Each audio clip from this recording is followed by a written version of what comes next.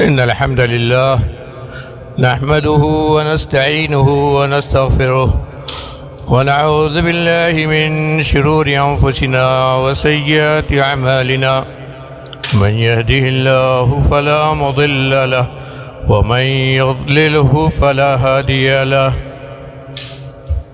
وأشهد أن لا إله إلا الله وحده لا شريك له وأشهد أن محمدا عبده ورسوله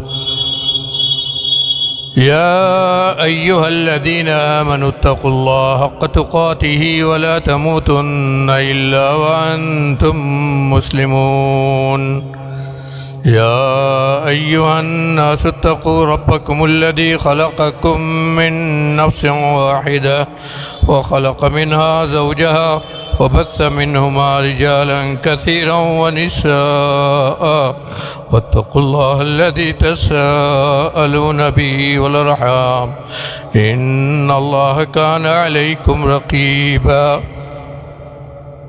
يا أيها الذين آمنوا اتقوا الله وقولوا قولا سديدا يصلح لكم أعمالكم ويغفر لكم ذنوبكم ومن يطع الله ورسوله فقد فاز فوزا عظيما أما بعد فإن خير الحديث كتاب الله وخير الهدي هدي محمد صلى الله عليه وسلم وشر الأمور محدثاتها وكل محدثة بدعة وكل بدعة ضلالة وكل ضلالة في النار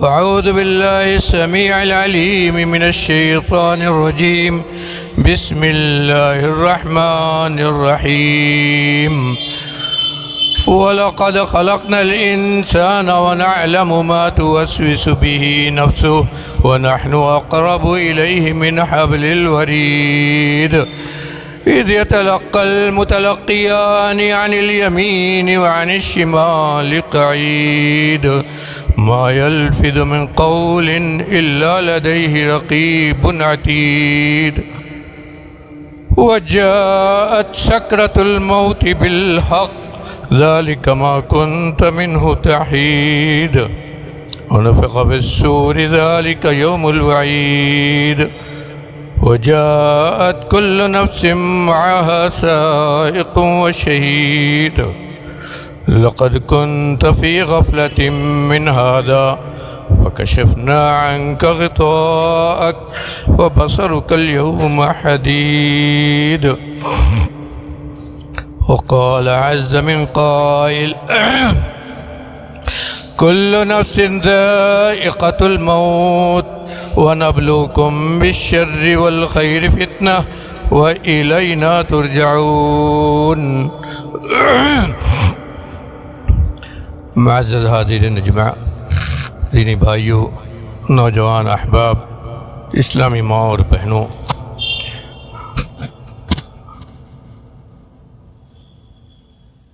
سورہ انبیاء کی ایک چھوٹی سی آیت آج کے خطبے کے لیے میں نے منتخب کی ہے، آپ کے سامنے تلاوت کی ہے۔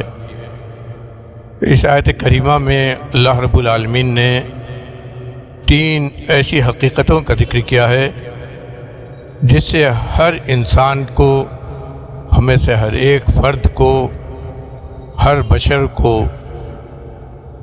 سامنا کرنا ہے، فیس کرنا ہے، اور اس کی زندگی میں اور اس زندگی کے بعد چیزیں اس کے ساتھ ضرور پیش آئیں گی، چاہے ہم ان حقیقتوں سے غافل ہوں اور غفلت کی زندگی میں ان حقیقتوں کو ہم بھولے رہیں، اور جب پیش آئے تب ہمیں یاد آئے۔ لیکن یہ ایسی حقیقتیں ہیں کہ یہ آ کر رہیں گی اور ان کا سامنا ہم کو کرنا ہی پڑے گا ہر حالت میں۔ یہ 3 حقیقتیں کون سی ہیں؟ پہلی حقیقت اللہ نے بیان کی، کل نفس ذائقۃ الموت، ہر نفس کو، ہر جاندار کو موت کا مزہ چکھنا ہے۔ موت ایسی حقیقت ہے جس کا کوئی بھی آدمی انکار نہیں کر سکتا، اور نہ کسی کو معلوم ہے، ہم میں آپ میں، چاہے کوئی بہت بڑا نبی ولی ہو، اور چاہے کوئی عام سے انسان ہو، اور چاہے کوئی گنہگار ہو، کسی کو نہیں معلوم کہ موت کا لمحہ کب آئے گا، اس کی موت کب آئے گی، اس دنیا میں اس کی اجل کب پوری ہوگی، یہ کسی کو نہیں معلوم۔ اسی لیے اللہ نے بار بار اس حقیقت کی یاد کرا ہے۔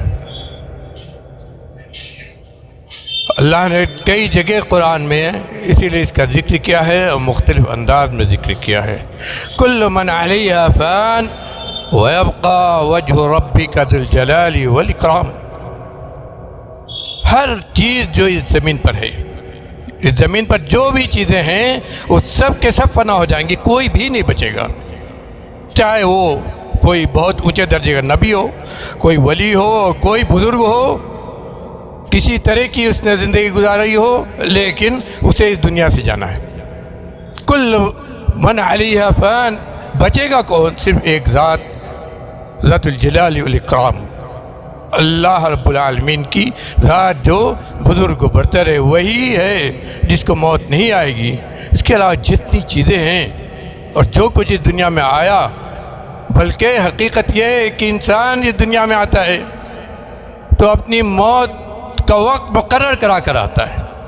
ابھی پیٹ میں ہوتا ہے، 4 مہینہ گزرے ہیں، اسی وقت لکھ دیا جاتا ہے کہ اس دنیا میں وہ کتنے دن یا کتنے لمحے یا کتنے سال، چاہے وہ 100 سال ہو جائے، کتنے سال وہ جیے گا، لیکن موت تو آ کر رہے گی۔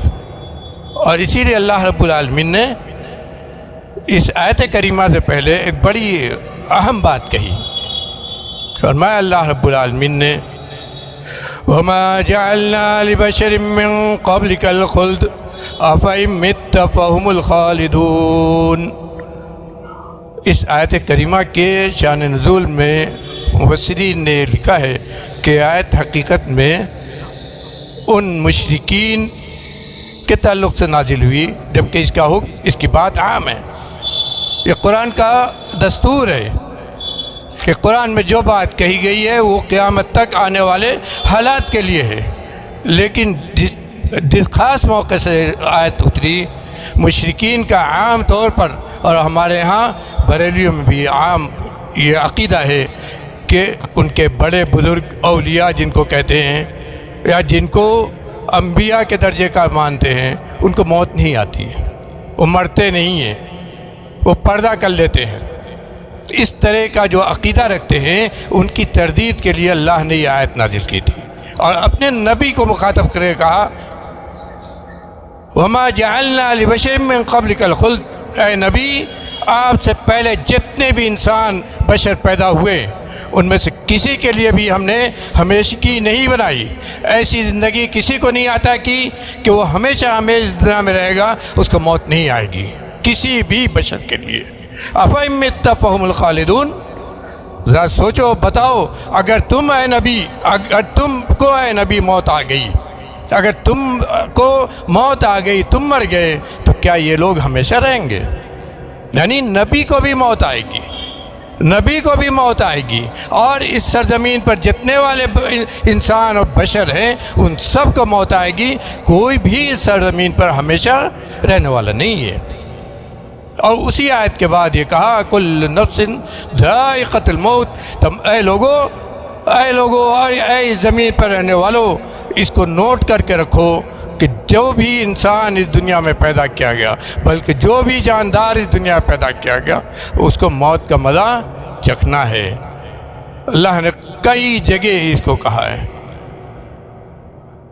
کئی جگہ اس بات کو کہا ہے کہ موت سے کوئی مفر نہیں ہے، تمام چیزوں سے فرار ہو سکتی ہے، لیکن اس دنیا میں جو بھی آیا اس کو موت سے کوئی بھی راہ فرار نہیں ہے۔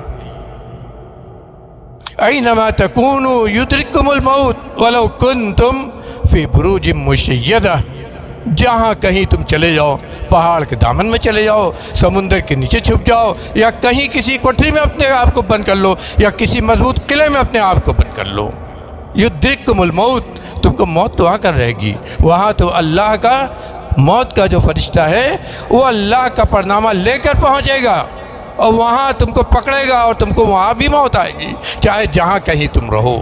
یہ نہ سمجھو کہ موت سے کوئی راہ فرار ہے، لیکن یہ حقیقت میرے بھائیو بہت تلخ ہے۔ موت کی یہ حقیقت بہت تلخ ہے، اور اسی لیے نبی کریم صلی اللہ علیہ وسلم نے اسے تمام لذتوں کو چوس لے جانے والی کہا ہے۔ تمام لذتیں آدمی کی بھول جاتی ہیں، بھول جاتا ہے۔ اگر موت اسے یاد رہے تو دنیا کی لذتیں اسے اچھی نہیں لگیں گی۔ اور اسی لیے آپ نے کہا کہ جب یہ حقیقت پکی ہے اور آنی ہے تو تمہارا کیا طریقہ ہونا چاہیے؟ اکثروا ذکر ہاضم اللذات الموت۔ لوگوں، لذتوں کو ہضم کرنے والی، لذتوں کو چوس لے جانے والی چیز جو ہے اس کو کثرت سے یاد کرو۔ وہ کیا ہے؟ الموت۔ وہ کیا ہے؟ الموت۔ اور یہ موت، اس کی حقیقت ہم سب اسی وقت سمجھ سکتے ہیں جب آدمی کو یہ موت آتی ہے۔ کیا ہم میں سے کوئی آدمی یہ چاہے گا کہ بھرے پورے کنبے میں اس کو آل اولاد ہوں، اس کے بال بچے ہوں، اچھا سا گھر ہو، کھا پی رہا ہو، اور اس کا کوئی قریبی، چاہے اس کی بیوی، چاہے اس کے بچے میں سے کوئی، یا وہ خود اس دنیا سے ان سب کو چھوڑ کر چلا جائے؟ کون اس بات کو چاہتا ہے کہ اس دنیا میں جو اس کے قریبی ہیں، اس کے ساتھ رہنے والے ہیں، روز دن رات ان کے ساتھ وہ اپنے ایام کاٹتا ہے، ہر قسم کے حالات میں اس کے ساتھ رہتا ہے، اس سے اس کی ایسی جدائی ہو جائے کہ پھر اب اس دنیا میں اس کو ملنے والا نہیں ہے، پھر اس دنیا میں اس کو دیکھ نہیں سکتا ہے، نہ اس دنیا میں اس کے ساتھ اسے رہنا ہے؟ کون نہیں چاہتا ہے؟ اور اسی لیے موت کی سختی کا نبی کریم صلی اللہ علیہ وسلم خود ذکر کیا، الا ان للموت سکرات۔ لوگوں یاد رکھو، موت کی بہت سختی ہے، اور اس سختی سے پناہ مانگنے کی تعلیم آپ نے دی۔ آپ خود نبی ہو کر اور آپ کا جو مرتبہ تھا خود آپ کو معلوم تھا، اس کے بعد بھی آپ کیا دعا پڑھتے تھے؟ اللہم انی اعوذ بک من سکرات الموت ومن غمرات الموت۔ موت تو ہم یاد ہی نہیں کرتے، بھول گئے ہیں موت کو۔ روز کب ایسا نہیں ہوتا ہے کہ اپنے قریبی کو اپنے کندھے پر کفن کے 3 کپڑے میں لپیٹ کر لے آتے ہیں اور دفن کراتے ہیں، لیکن کب آتی ہے یاد ہم کو؟ کب ہم اس کو یاد کرتے ہیں؟ ذرا ہم سوچیں۔ وہیں قبرستان میں ہم نہ جانے کیسی کیسی باتیں کرتے ہیں جیسے ہم کسی اور کام سے آئیں، لیکن نبی حضرت عائشہ کہتی ہیں کہ جب آپ بیمار ہوئے اور جس بیماری میں آپ کا انتقال ہوا تو آپ تو اور زیادہ کثرت سے پڑھتے تھے، اللہم انی اعوذ بک من سکرات الموت ومن غمرات الموت۔ اے اللہ، میں تیری پناہ چاہتا ہوں۔ اللہ کے علاوہ کون بچا سکتا ہے ہم کو؟ کون ہم کو پریشانیوں سے نکال سکتا ہے؟ جس نے پریشانیاں دی ہیں وہی پریشانیوں سے نکال سکتا ہے۔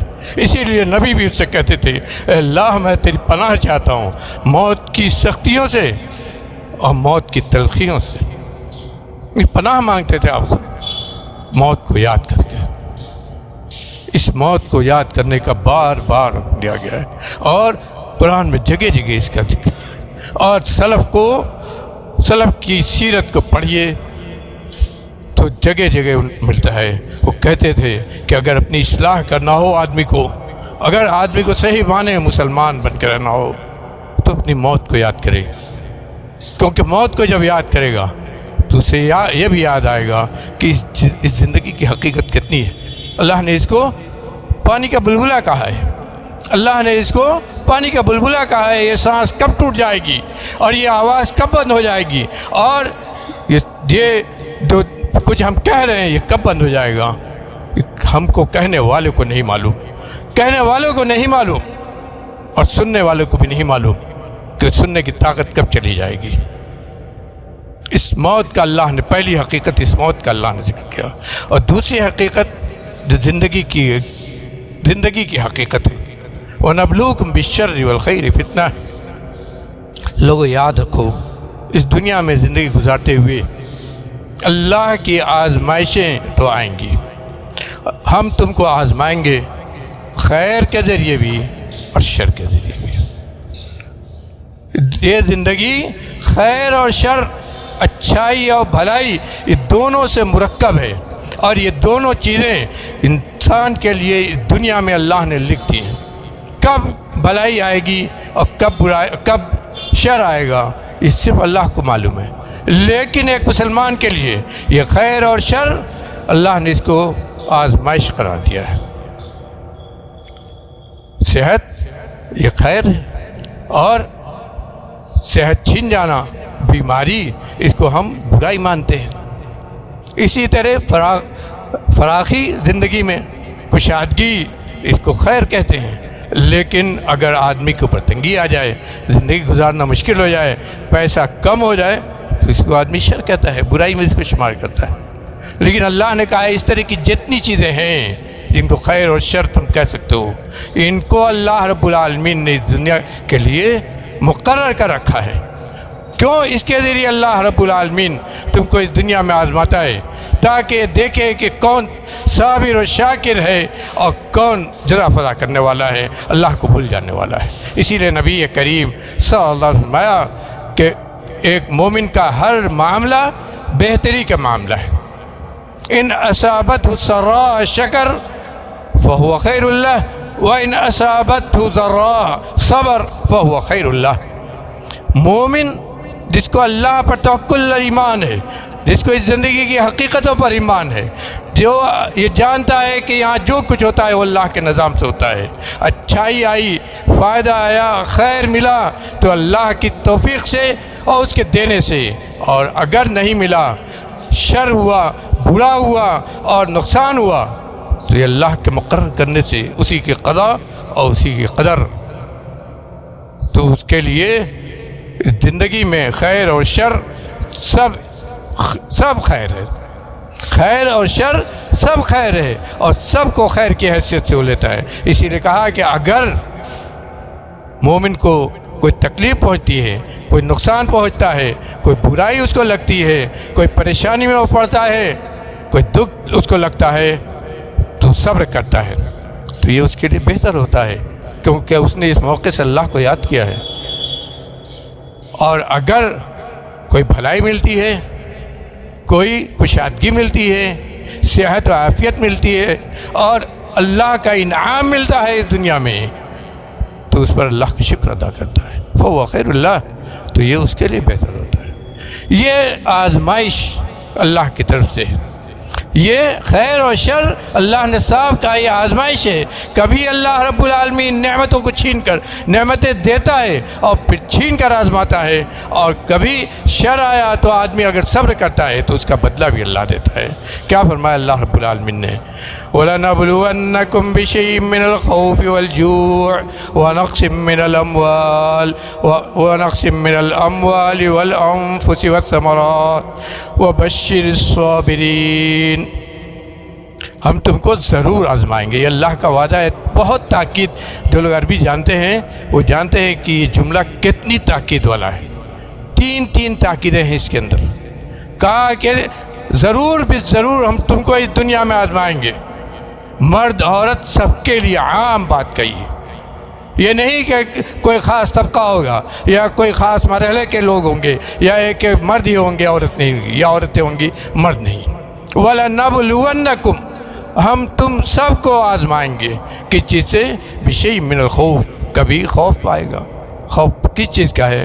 مال بہت ہے، ڈر لگا ہے کہ کبھی ایسا نہ ہو کہ آگ لگ جائے، یا ایسا نہ ہو کہ چوری ہو جائے، یا ایسا نہ ہو کہ بزنس میں نقصان ہی ہو جائے اور سارا مال چلا جائے۔ ڈر لگا ہے کہ کہیں کوئی آفت نہ آ جائے، کوئی مصیبت نہ آ جائے، کوئی بیماری نہ آ جائے۔ کس چیز کا خوف نہیں ہے؟ تمام قسم کا عام کہا، بِشَيْءٍ مِّنَ الْخَوْفِ، کسی بھی قسم کے خوف سے ہم تم کو آزمائیں۔ والجوع، بھوکا رکھ کے کھانا سب کو میسر ہے، ہم کو نہیں میسر ہے۔ کھانا سب کو میسر ہے، لیکن ایسے بھی ہے دنیا میں جو خالی پیٹ سوتے ہیں۔ کیوں؟ اللہ نے ایسی قضا قدر کا انتظام کیا ہے۔ اور کھانے والے کے لیے کیا ہے آزمائش؟ کہ بھوکے رہنے والے کو دیکھ کر اللہ کا شکر ادا کرے۔ اس نعمت پر اللہ کا شکر ادا کرے کہ ہم کو اس کو نہیں دیا لیکن ہمیں دیا ہے۔ دوسروں کی نعمتوں کو اسی لیے اللہ کے نبی جناب احمد مجتبیٰ محمد مصطفیٰ صلی اللہ علیہ وسلم سکھاتے تھے کہ اگر کسی بیمار کو دیکھو تو یہ دعا پڑھو، الحمدللہ الذی عافانی مما ابتلاک بہ، الحمدللہ الذی عافانی مما ابتلاک بہ۔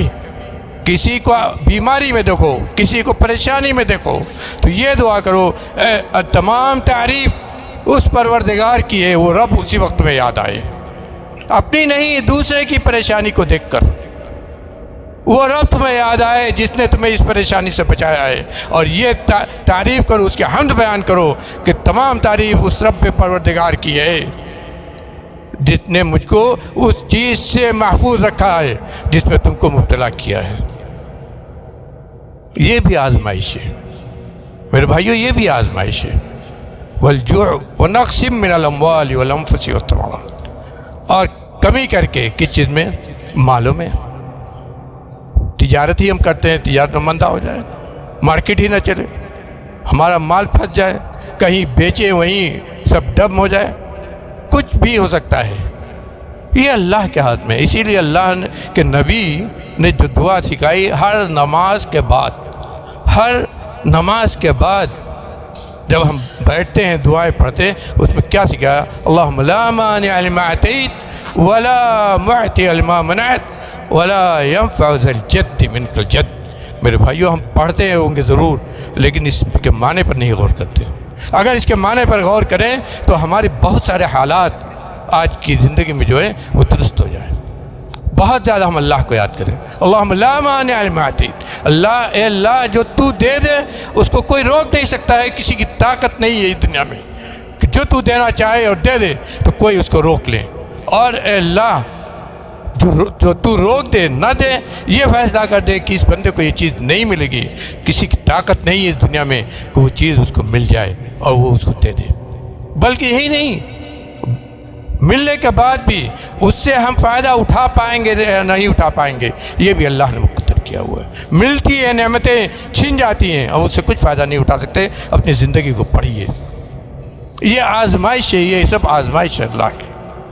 وَنَقْصٍ مِّنَ الْأَمْوَالِ وَالْأَنفُسِ وَالثَّمَرَاتِ، اسی طرح جانوں میں کسی کے رشتہ دار چلا گیا، کسی کے موتیں زیادہ ہو گئی، کوئی پریشانی، موت کی پریشانی میں پڑ گیا، یہ ساری کی ساری چیزیں اللہ کی طرف سے آزمائش ہے۔ اور اس آزمائش میں اللہ کے ہاں چنا ہوا انسان کون ہے؟ وَبَشِّرِ الصَّابِرِينَ، جو اس آزمائش کے وقت صبر کر لے جائے، جو اس آزمائش کے وقت صبر کر لے جائے اور اللہ کے قضاء و قدر پر ایمان رکھ کے اللہ کی امانت اللہ کے حوالے اور یہ کہے کہ تیرے قضاء و قدر پر ہمارا ایمان ہے۔ بشر الصابرین الذین اذا اصابتهم مصیبہ قالوا انا للہ و انا الیہ راجعون۔ یہ ہے ایک انسان کی زندگی کی پوری ایک مسلمان کی زندگی کا پورا نقشہ ہے اس دنیا میں۔ اور اس کے بعد تیسری جو چیز ہے وہ اتنی لمبی ہے کہ مختصر خطبے میں اس کو کیا بیان کریں۔ وَإِلَيْنَا تُرْجَعُونَ، وَإِلَيْنَا تُرْجَعُونَ، جس پر ایمان مسلمانوں کا ہے اور جس کا ایمان اس پر نہ ہو مسلمان نہیں ہے۔ وَإِلَيْنَا تُرْجَعُونَ، اور یہ بھی یاد رکھو تم سب لوگوں، تمام انسانوں کو اللہ نے کہا کہ تم لوگ یہ بھی یاد رکھو کہ جب موت آ گئی تو اس کے بعد یہ نہیں کہ تم ختم ہو جاؤ گے بلکہ اس کے بعد ہمارے پاس آؤ گے۔ گویا یہیں سے انسان کی اگلی زندگی شروع ہو گئی۔ یہ نہ سمجھے کہ ابھی ہم قبر میں، بلکہ یہیں سے انسان کی دوسری زندگی شروع ہو گئی۔ اسی لیے نبی کریم صلی اللہ علیہ وسلم فرمایا من مات فقد قامت قیامتہ۔ اللہ اکبر، اس کو تو ہم سوچتے ہی نہیں کبھی۔ کہا کہ جو آدمی مرا، اس کی روح نکل گئی، اس دنیا سے وہ چلا گیا، اس کا رشتہ اس دنیا سے اس کا ختم ہوا، سمجھ لو کہ اس کی قیامت اب قائم ہو گئی۔ کیوں؟ اس لیے کہ اب یہیں سے اسے نظر آنے لگے گا کہ اگلے مرحلے میں، اگلی زندگی میں وہ اللہ کے ہاں وہ کیا پائے گا۔ قبر میں اس کے ساتھ کیا ہوگا، برزخ کی زندگی اس کی کیسی ہوگی، اور اس کے بعد برزخ کی زندگی کے بعد جب اللہ کے اٹھایا جائے گا اور کہا جائے گا کہ اٹھو چلو اللہ کے دربار میں حساب دینے کے لیے، تو وہاں کیا ہوگا، یہ اسی وقت سے اسے ہوگا۔ اسی لیے نبی کریم صلی اللہ علیہ وسلم نے فرمایا، بہت عظیم حدیث ہے، حضرت عبداللہ بن عمر رضی اللہ عنہ فرماتے ہیں، حضرت عبداللہ بن عمر رضی اللہ عنہ فرماتے ہیں، اور حضرت ابو ہریرہ کی بھی غالباً حدیث کہتے ہیں کہ جب کوئی آدمی، نبی کریم صلی اللہ علیہ وسلم نے فرمایا ہے کہ جب کوئی آدمی مرتا ہے اور اسے قبر میں رکھا جاتا ہے، جب کوئی آدمی مرتا ہے اسے قبر میں رکھا جاتا ہے، تو اللہ رب العالمین صبح اور شام، روزانہ صبح شام اسے یہ دکھاتا ہے کہ کل، اب آگے کی زندگی میں اور کل جب قیامت قائم ہوگی تمہارا معاملہ کیا ہوگا۔ اسے دکھایا جاتا ہے مقعدہ فی الجنہ و مقعدہ فی النار، اگر جنتی ہوتا ہے تو اسے دکھایا جاتا ہے کہ جب کل اللہ کے ہاں حاضر ہوگے دوسری زندگی میں، اخروی زندگی میں، تمہارا ٹھکانہ جنت میں یہ ہوگا۔ اس کو دکھایا جاتا ہے کہ تمہارا قبر ہی میں، اسے دکھا دیا جاتا ہے کہ اخروی زندگی میں اللہ کے ہاں جنت میں تمہارا ٹھکانہ یہ ہوگا، اور اگر فاسق فاجر کافر ہوتا ہے تو اسے دکھایا جاتا ہے کہ تمہارا کل جہنم میں ٹھکانہ یہ ہوگا۔ کہا کہ روز صبح اور شام اسے دکھایا جاتا ہے۔ اور یہی نہیں، آپ نے جو فرمایا ہے کہ مات فقط قامت قیامت، اس کا نقشہ نبی کریم صلی اللہ علیہ وسلم نے کئی جگہ مختلف طریقے پر، لیکن جو اہل ایمان ہوں گے، لا الہ الا اللہ کہنے والے ہوں گے، لا الہ الا اللہ پر اس دنیا سے رخصت ہوں گے، اس کے لیے آپ نے کیا فرمایا ہے، ان کے لیے آپ نے کیا فرمایا ہے، طبرانی کی روایت ہے، آپ فرماتے ہیں کہ جو لا الہ الا اللہ والے ہوں گے، جو لا الہ الا اللہ والے ہوں گے، اللہ رب العالمین ان سے اس دنیا کے بعد غم کو بالکل دور کر دے گا۔ جو لا الہ الا اللہ والے ہوں گے ان سے اللہ رب العالمین غم کو بالکل دور کر دے گا، قبر میں بھی ان کے اوپر غم نہیں ہوگا، اور جب اٹھیں گے اللہ کے ہاں تو ان کے ہاں بھی جب پکارا جائے گا سب کو کہ چلو اللہ کے ہاں حساب دو، تو اس وقت وہ سر جھکائے ہوں گے اور یہ کہہ رہے ہوں گے الحمدللہ الذی اذهب عنا الحزن ان ربنا لغفور شکور، کہہ رہے ہوں گے الحمدللہ الذی اذهب عنا الحزن، تمام حمد و ثنا، بڑائی، کبریائی، تعریف و توصیف اس رب العالمین کے لیے، اس اللہ کے لیے جس نے ہم سے غم کو، آج کے دن غم کو دور کر دیا۔ وہ غم سے دور ہوں گے، وہ غم سے دور ہوں گے۔ اس غم سے دور ہونے کے لیے ضروری ہے کہ اس دنیا، اس فانی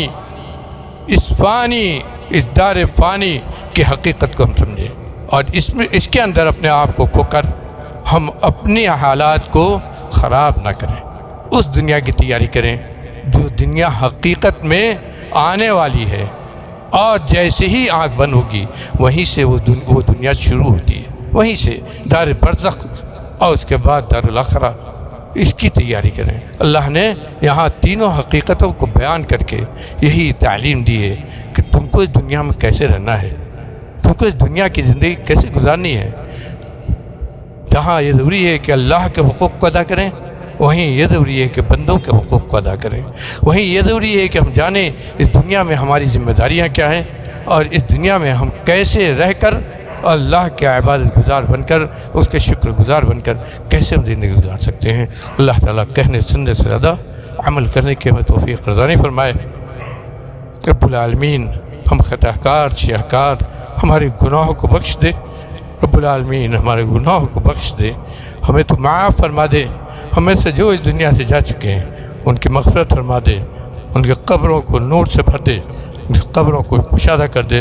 رب العالمین ہم سب کو معاف فرما دے، اپنے دین پر چلنے والا بنا، اور اس دنیا کی حقیقت کو ہمیں سمجھنے کی اور اس کے مطابق زندگی گزارنے کی توفیق رضانی فرما۔